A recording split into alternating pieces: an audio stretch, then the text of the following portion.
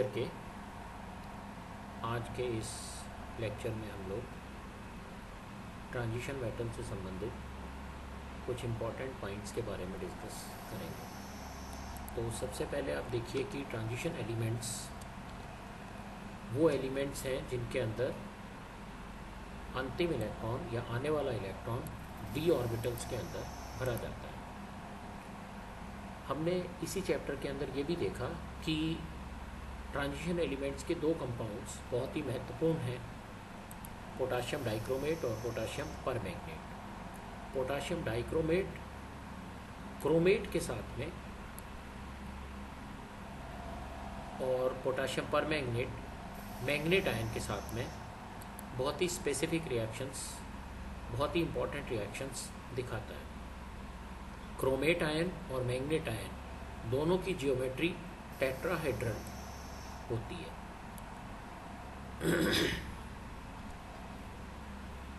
इसी तरह से एक इम्पॉर्टेंट क्वेश्चन आता है, स्पाइनल्स या स्पाइनल्स वो स्पेसिफिक मिक्स ऑक्साइड्स हैं जिनमें oxygen atom face centred cubic lattice को जनरेट करता है। इसका एक एग्जांपल है ZnFe2O4।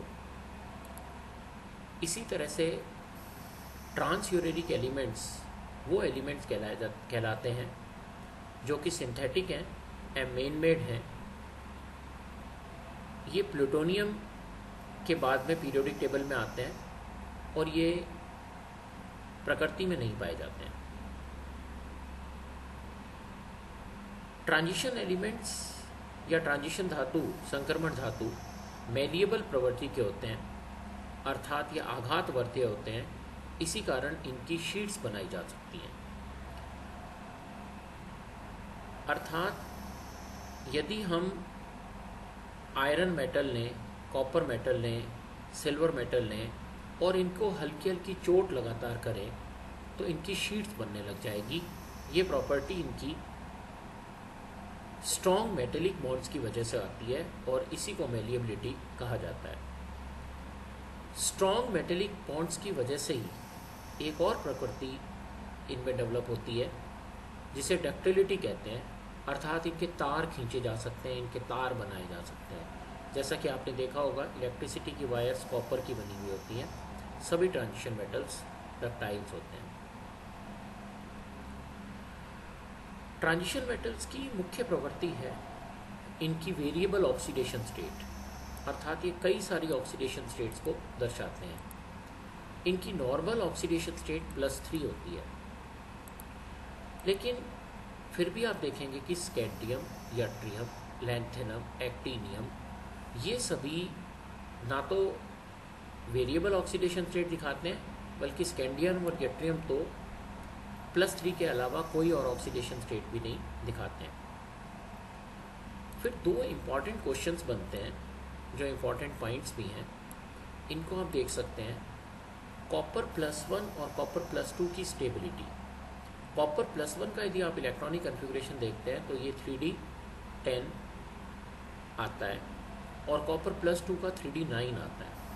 यदि आप ऑपो प्रिंसिपल देखेंगे तो ऑपो प्रिंसिपल के according fulfilled orbitals are more stable than half filled और पार्शियली फिल्ड ऑर्बिटल्स। तो कॉपर +1 के अंदर फुलफिल्ड इलेक्ट्रॉनिक कन्फिग्रेशन होने की वजह से ये ज़्यादा स्टेबल होना चाहिए, लेकिन सॉल्यूशन स्टेट के अंदर कॉपर +2 ज़्यादा स्टेबल होता है। ऐसा इसकी हाइड्रेशन एनर्जी की वजह से है। अगर आप देखते हैं कॉपर +2 तो इसका स्मॉलर साइज है और इस स्मॉलर साइज की वजह से इसकी हाइड्रेशन एक्सटेंट, हाइड्रेशन की मात्रा अधिक होती है और हाइड्रेशन की मात्रा अधिक होने की वजह से इसकी हाइड्रेशन एनर्जी भी ज़्यादा होती है, इसलिए इसकी स्टेबिलिटी बढ़ जाती है। ठीक इसी प्रकार यदि आप देखते हैं तो ये देखें Hg+1 जो कि कॉपर जैसा देखने में लगता है लेकिन वास्तव में ये कॉपर जैसा नहीं है। इसके अंदर एक अनपेयर्ड इलेक्ट्रॉन है। इसके बाह्यतम कोश के अंदर 5d10 के बाद 6s1 इलेक्ट्रॉनिक कन्फिग्रेशन आता है। तो उस एक इलेक्ट्रॉन की वजह से इसको कैसा होना चाहिए, इसको पैरामैग्नेटिक होना चाहिए, जैसा कि कॉपर +2 के अंदर होता है। लेकिन वास्तव में He+1 डायमैग्नेटिक होता है। तो ऐसा क्यों होता है? क्योंकि ये Hg2+2 की फॉर्म में पाया जाता है। Hg2+2 की फॉर्म में होने की वजह से Hg के बीच में एक बॉन्ड हो जाता है और ये डायमैग्नेटिक बन जाता है। इस पे हम दो अलग से क्वेश्चंस को भी डिस्कस कर सकते हैं। आप अगर Cu2Cl2 की स्ट्रक्चर देखेंगे तो उसके अंदर Cu+1 पाया जाएगा, जिसके अंदर 3d10 इलेक्ट्रॉनिक कन्फिगरेशन होगा। लेकिन Hg+1 में देखेंगे तो उसमें होना चाहिए 3d10 5d10 6s1, लेकिन वो अनपेयर्ड इलेक्ट्रॉन नहीं होगा और वो Hg बॉन्ड के अंदर कन्वर्ट हो जाएगा।